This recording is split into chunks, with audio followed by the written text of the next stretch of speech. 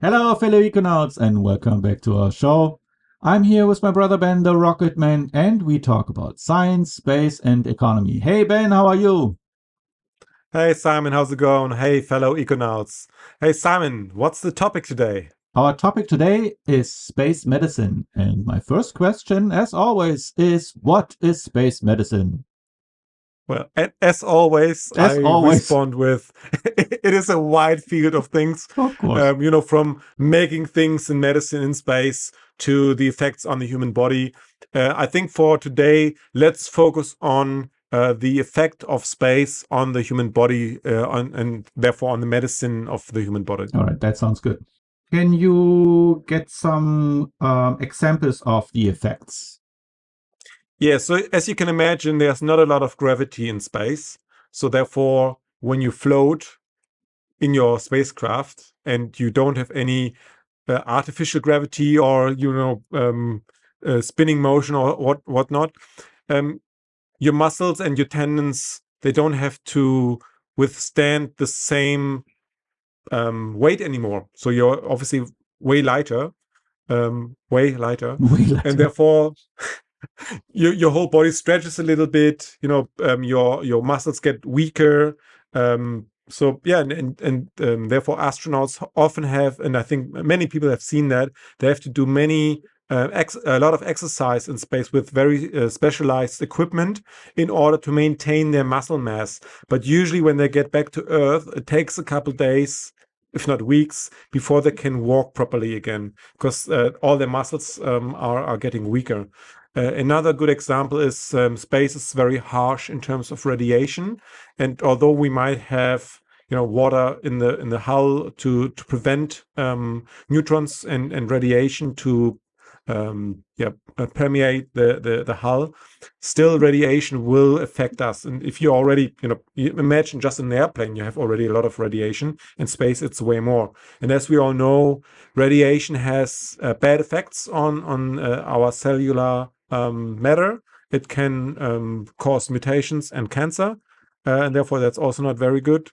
And other things caused due to low gravity and so on. So biochemical reactions in your body, and so on. We don't even know. There's no I'm reaching out a little bit. I'm pretty sure there's no kid being perceived in space, and also definitely not born in space. We don't know what happens there, and that is important to know at some stage if we do colonize Mars, where we have slightly different conditions compared to Earth. We need to understand that further in order to to deal with it when it happens, when we have the first space baby. Yeah. What are the opportunities for the space economy? Yeah, and again, as always, there's a lot of things in blue sky. A lot of things already are under investigation.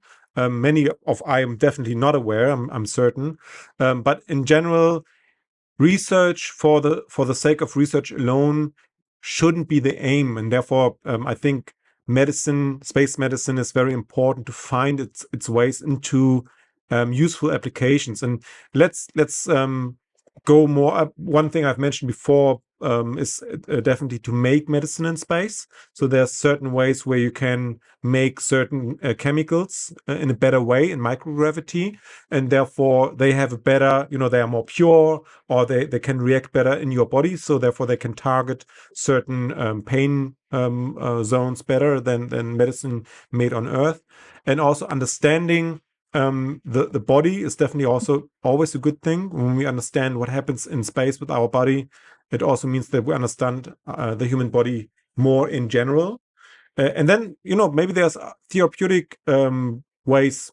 Maybe, imagine there's a way to treat certain diseases in microgravity better than on Earth. And if there's a pathway to send somebody, a patient, into a low Earth orbit to treat it, who knows? Maybe that's once we have a viable and working and reliable space infrastructure to send people up there on a short notice, why not?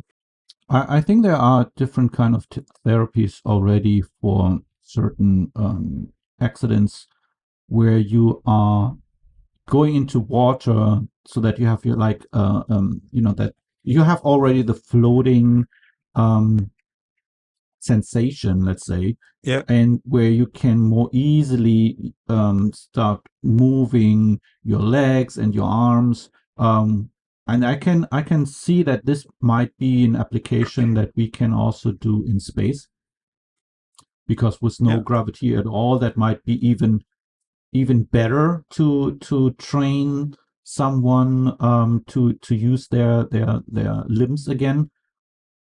Just one application that I can think of right away. I don't know how effective that is, and how feasible that is, but also we talked about that many times. The more stuff we actually put into space, the cheaper it gets to actually do that, right? yeah. And then we discover things. I mean, look, although I said that we lose muscle mass when we go to space, but maybe it's as you said, maybe there's a certain damage in the tendons, or even the stretch of the spine when you had an injury where maybe some of the nerves are pinched. Maybe that stretch causes to unpinch that, and therefore you have a better flow in the nerve. Who knows? I'm not a physician as well myself, so therefore Yeah, I'm just Dr. I'm Ben, also the rocket just man. yeah. that Not the well, medicine man. but that's the interesting part, right? Just to explore what kind of options we may have to help other Yeah, people. um and I agree with you.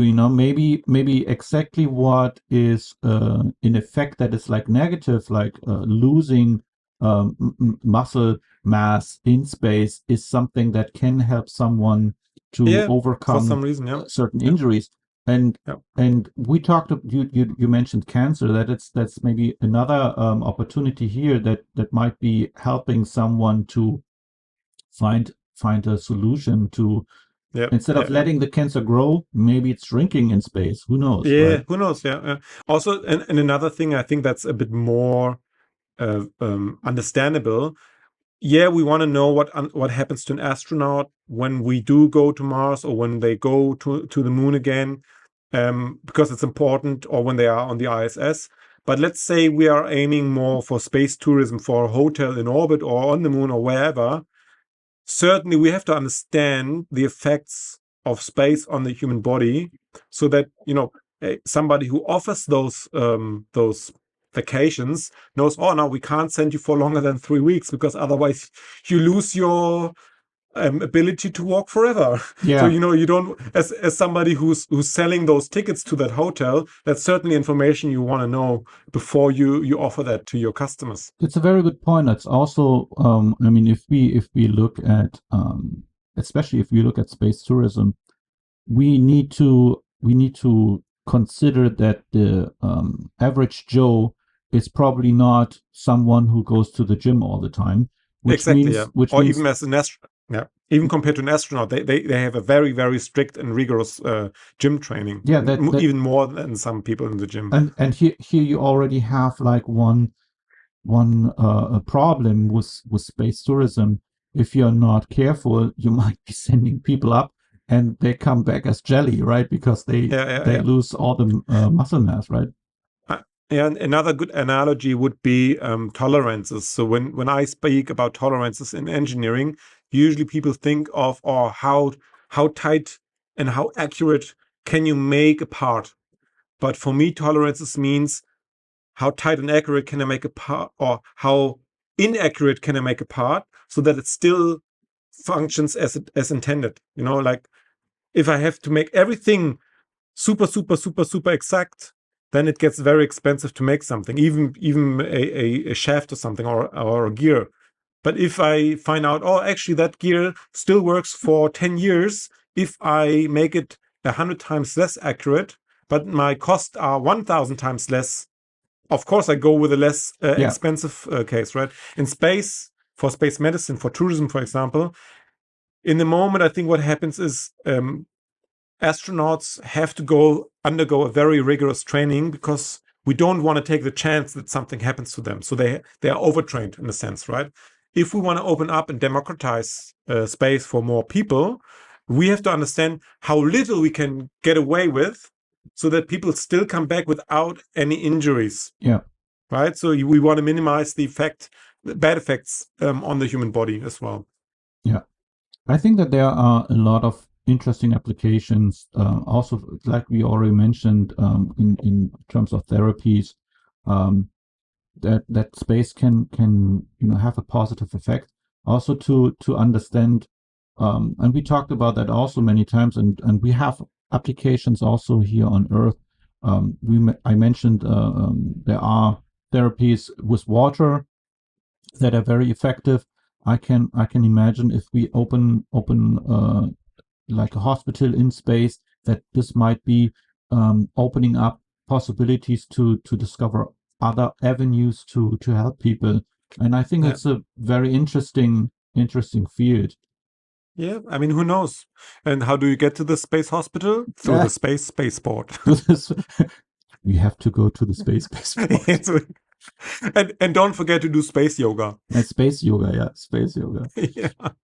All right, I think before we start exploring more, because it's a very broad topic, I think we ended for today. It Yeah, was very nice talking to you as always, and I hope likewise. you had a good time as well. And if you do, please don't forget to leave a like and subscribe if you haven't already. And we definitely would like to hear from you in the comment section. So leave a comment Yeah, below let us and know. let us know exactly. And we hope to see you in the next one. All right. Have a good one. Bye. Bye bye.